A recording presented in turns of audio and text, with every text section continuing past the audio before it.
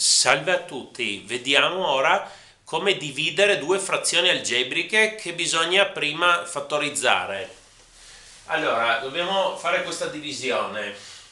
Trasformeremo la divisione in moltiplicazione. Allora, la prima frazione si ricopia, x al quadrato meno 10x più 25 fratto x alla quarta meno 81. Qui invece di diviso mettiamo per, e qui dobbiamo invertire numeratore e denominatore. X al quadrato più 9 fratto x meno 5. Beh, questa è la solita regola, è passare dalla divisione alla moltiplicazione.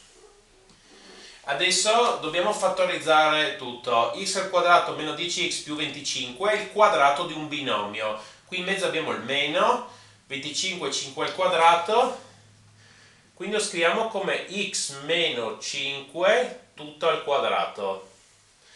Ok, fratto, questa è la differenza di due quadrati, x al quadrato meno 9 al quadrato. Quindi lo scriviamo come x al quadrato meno 9 per x al quadrato più 9.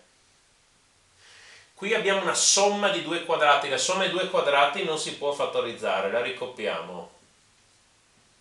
Qui abbiamo un termine di primo grado, anche non si può ricopiare, cioè anche non si può fattorizzare, lo ricopiamo. Allora, vediamo che x al quadrato più 9 va via e x meno 5 si semplifica con x meno 5 alla seconda. Allora x meno 5 va via e qua va via la seconda potenza, perché ce n'erano due, adesso c'è un solo fattore.